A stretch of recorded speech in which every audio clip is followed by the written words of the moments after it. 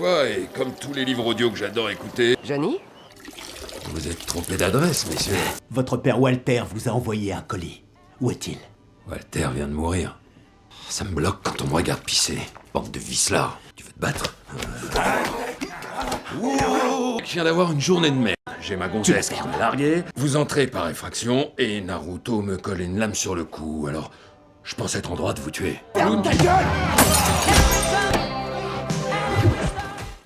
Le film s'ouvre à Hawaï. Un homme balaye les alentours d'un regard inquiet, comme s'il craignait d'être suivi. Il s'approche d'une boîte aux lettres et y glisse une enveloppe, la main tremblante. Mais dès qu'il met le pied dans la rue, une camionnette bleue le percute de plein fouet.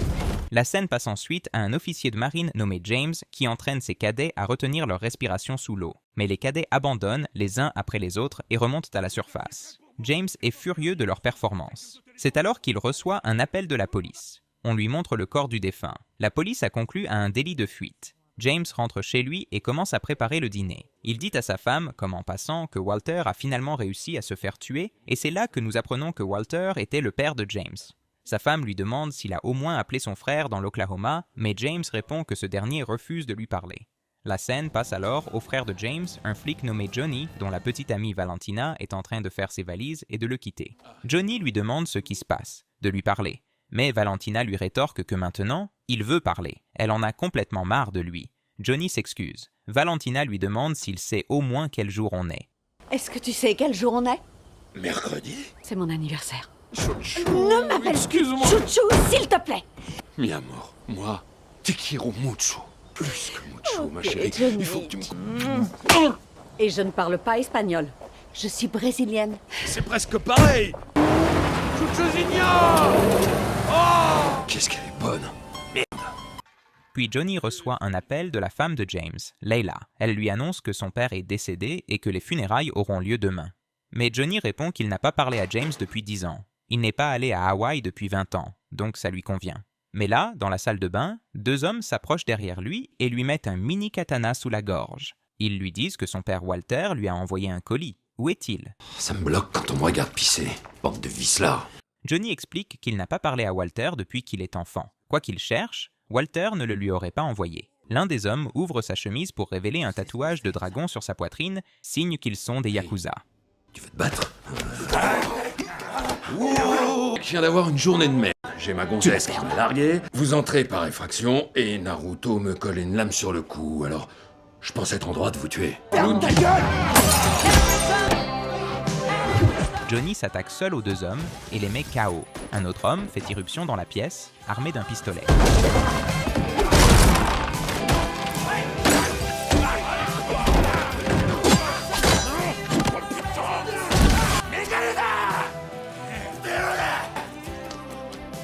Vous voulez danser?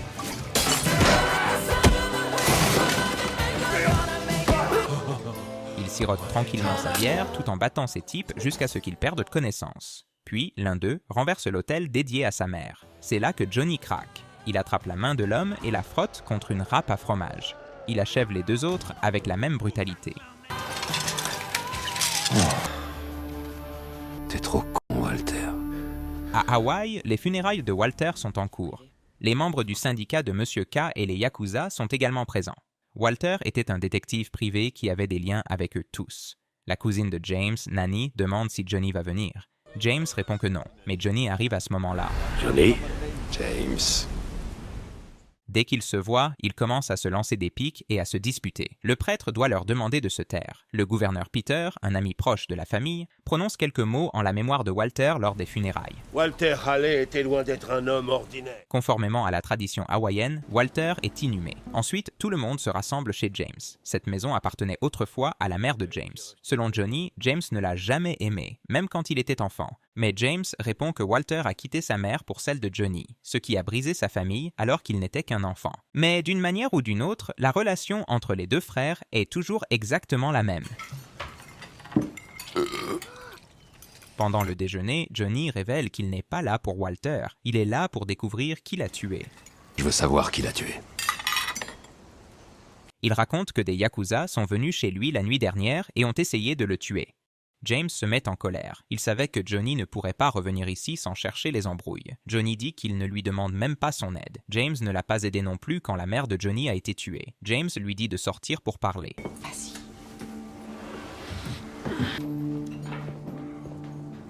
Sois tolérante, Nan. Il a eu une vie compliquée.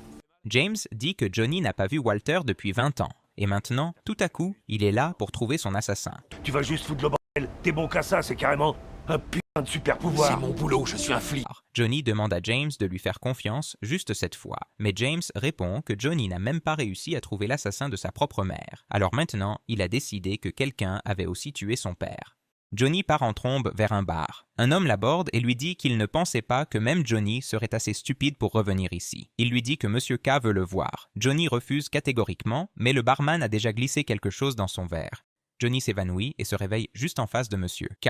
Ce dernier lui dit que le syndicat a la mémoire longue et que Johnny a fait du mal à beaucoup de ces hommes.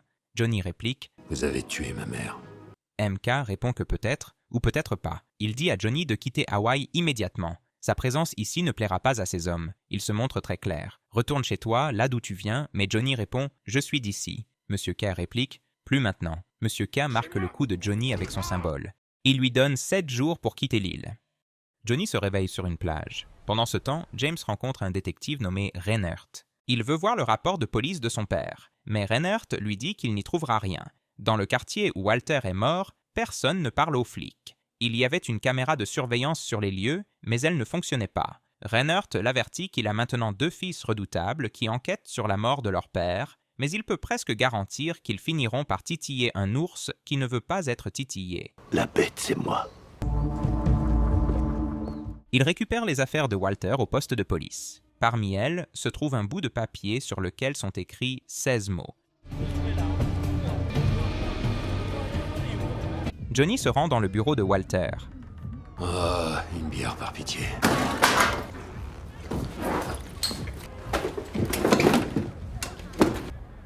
Ça fait partie de l'héritage.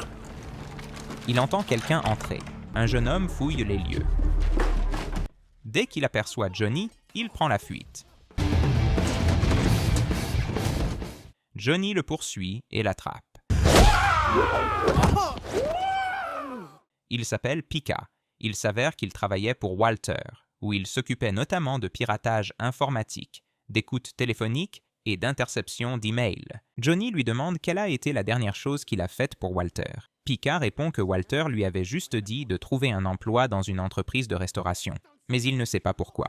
Johnny dit à Pika qu'à partir de maintenant, il travaillera pour lui.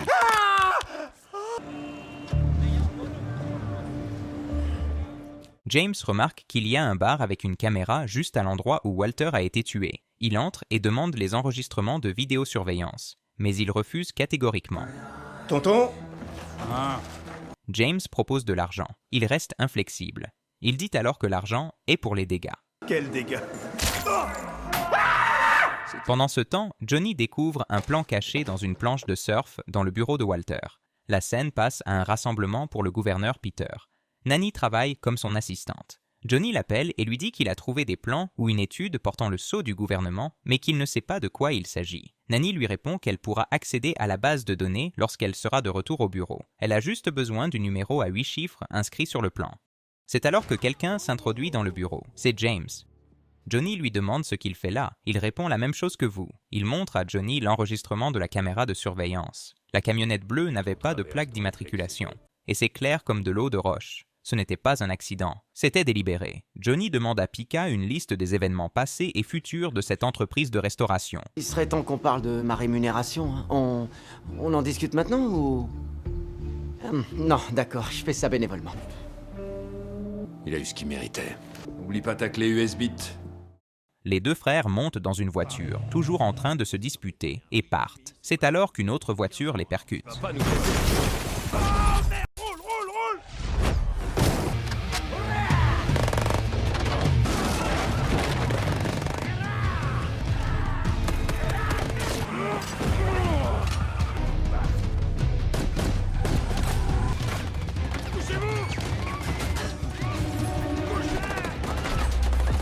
James grimpe sur le toit de sa voiture et saute sur le véhicule de l'agresseur. Johnny lui crie de sauter. T'as bousillé ma Non, caisse. j'ai bousillé leur caisse qui a atterri sur la tienne. De rien, c'est normal. Je t'ai sauvé, mon frère. Aide-moi. Rainer leur dit qu'ils viennent de griller 4 tueurs Yakuza. Il révèle également que Johnny n'est même pas policier pour le moment. Il est un agent suspendu. James remet la clé USB de vidéosurveillance à Reinert. Ce dernier leur donne un dernier avertissement. Il vaut mieux que ce genre de choses ne se reproduisent plus sur son île, sinon il ne les laissera pas s'en tirer à bon compte. Je sens qu'il m'apprécie pas. Tu connais quelqu'un qui t'apprécie? C'est juste qu'on comprend rien à ce que je dis parce que quand je parle, je pète par la bouche. Pour la boucler, tu veux combien? Nani raconte aux 2 frères ce qu'elle a découvert au sujet des plans. Ils concernaient une propriété située à l'est de l'île. Ils avaient été commandés par la société Robichaud. Marcus Robichaud est un grand promoteur immobilier. Walter travaillait peut-être pour lui. James dit que Robichaud est en train de construire un casino. Il y a une marque de casino au dos du plan, ce qui n'a aucun sens, car les jeux d'argent sont illégaux sur l'île. Non, tu devrais rester.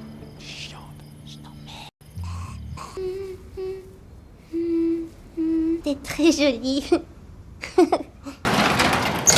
Salut, toi. Qu'est-ce que tu fous chez James? Rêve pas, c'est la mienne. Johnny, tu vas descendre. Tu veux me dire pourquoi t'as été suspendu? J'ai flingué un dealer qui vendait de la meth à des enfants. Je te prête celle-là. Elle date des années 40.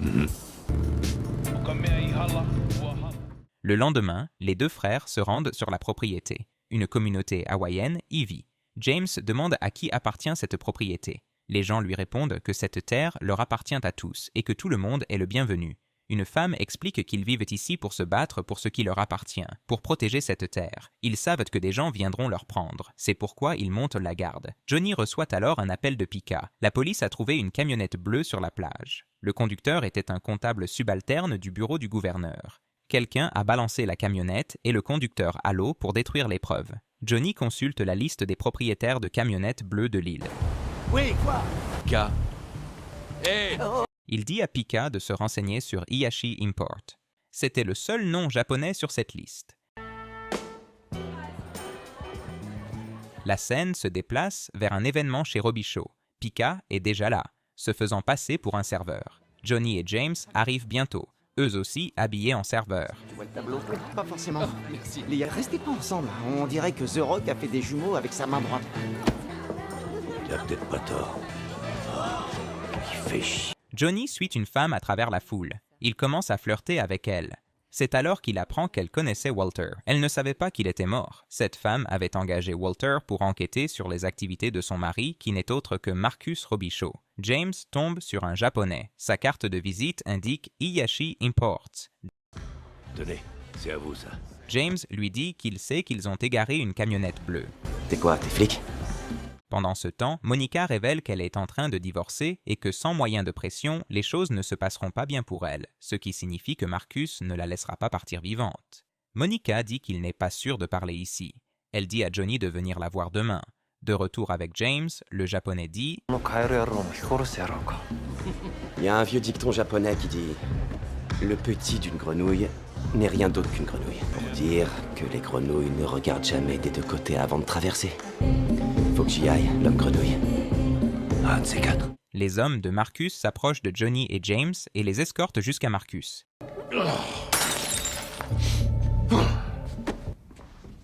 C'est une grande première. Ils lui disent qu'ils sont les fils de Walter. Marcus répond qu'il a payé Walter en totalité et lui a même donné un bonus. Johnny demande « Vous avez engagé Walter ?» Marcus explique qu'il soupçonnait sa femme de le tromper. Alors il a demandé à Walter de la suivre. Johnny commence à jouer avec une grenade posée sur la table. Une F1 française de la Première Guerre mondiale. Made in France! On s'en tape. James remarque un ensemble de doigts coupés sur la table. Bon, bah très bien. Merci de votre patience. Elle est comment, sa femme? Comme une ex-femme. Ah, chérie, qu'est-ce que t'as fait comme connerie? Le lendemain, Johnny se rend sur le lieu du rendez-vous, mais voit que la femme de Marcus est tombée de l'immeuble. Elle est morte. Johnny est furieux. Robichaud! Il se précipite chez Marcus et se bat avec ses gardes.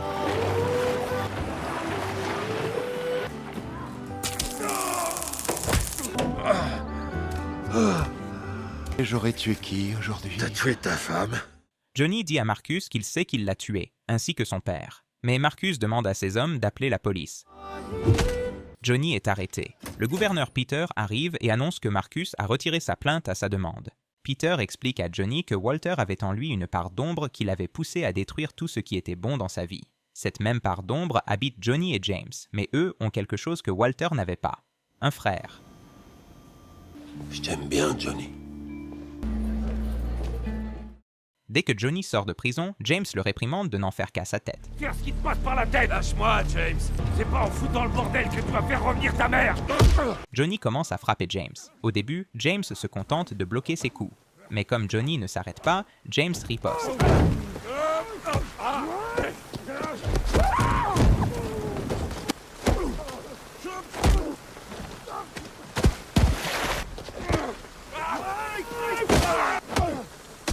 Les deux frères se battent comme des ennemis.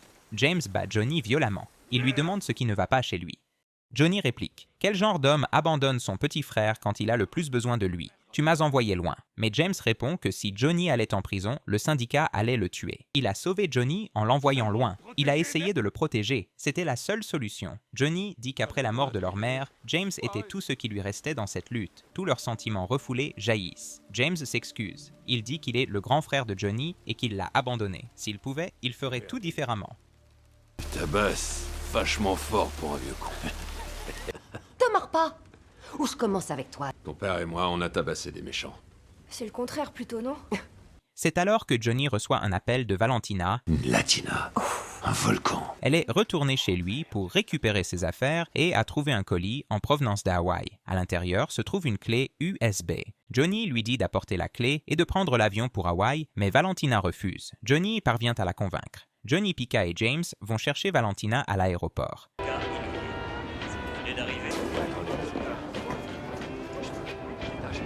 Tu vois, mais à culpa, patron, je t'ai sous-estimé. Tina, allô, ça va? Elle lui remet la clé. Il découvre que c'est un portefeuille électronique. Pour l'ouvrir, ils ont besoin d'une phrase secrète composée de 12 mots aléatoires que seul le titulaire du compte connaît. James sort le bout de papier des affaires de Walter. Les 12 mots y sont écrits, mais à ce moment-là, des coups de feu pleuvent sur eux depuis un hélicoptère et ils se précipitent pour s'échapper. Valentina prend le volant. L'hélicoptère ouvre le feu sans se soucier des autres voitures sur la route. Un groupe de motards armés se joint à la poursuite. Valentina doit conduire en marche arrière. Lorsqu'elle freine brusquement, 2 motards percutent la voiture. L'un d'eux se retrouve à l'intérieur du véhicule. James le repousse. Johnny s'occupe de l'autre motard.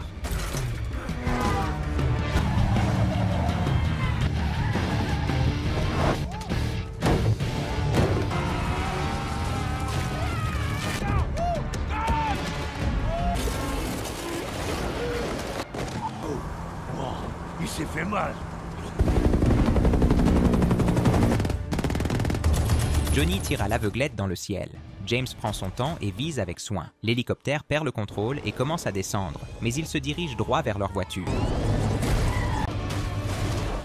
Tout le monde s'en sort de justesse. Pika accède enfin au portefeuille. Valentina examine les données et dit qu'il s'agit de virements internationaux. 12 millions de dollars ont été transférés via plusieurs comptes offshore vers un seul compte appartenant au gouverneur Peter. James et Johnny sont stupéfaits. Tout commence à prendre sens. Marcus a besoin des terres hawaïennes pour construire son complexe casino et il a besoin de quelqu'un qui puisse légaliser les jeux d'argent. Il achète donc le gouverneur pour 12 millions de dollars. Walter a dû tomber dessus en suivant Marcus. Pendant ce temps, Nanny montre à Peter les plans que Marcus avait élaborés. Peter promet qu'il ne laissera pas cela se produire. De retour à la maison, James appelle sa femme, mais son téléphone vibre dans la maison. Il cherche ses enfants et les trouve cachés dans la salle de bain, terrifié. Son fils lui dit qu'ils l'ont emmené. James serre ses enfants dans ses bras.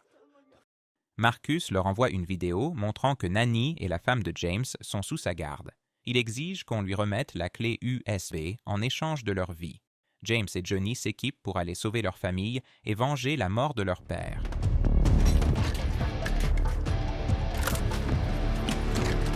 Ils prennent d'assaut la maison de Marcus, neutralisant les gardes un par un pour pénétrer à l'intérieur. Ils éliminent silencieusement les gardes sans alerter les autres.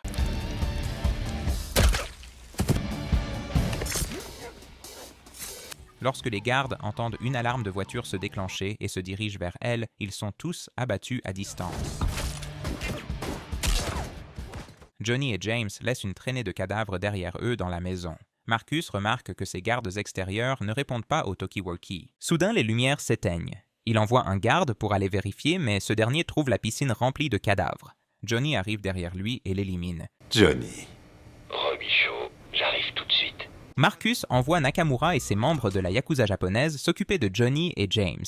James charge directement tous les membres de Yakuza à la fois. Il les élimine un par un,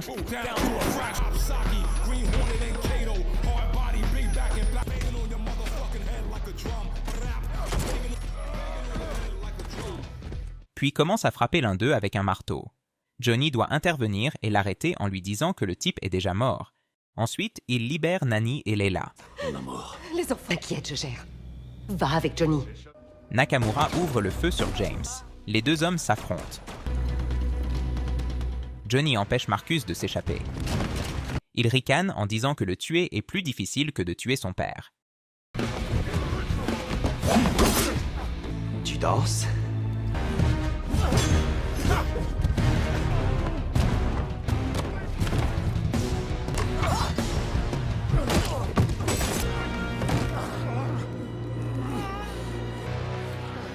James brise les os de Nakamura et l'achève.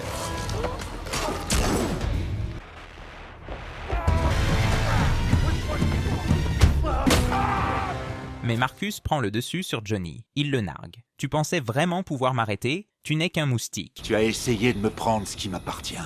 Vous serez tous morts, frère.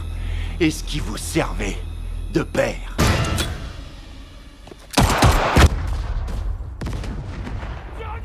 James plonge dans l'eau pour sauver Johnny. Il ramène son frère qui se noyait à la surface. Johnny survit.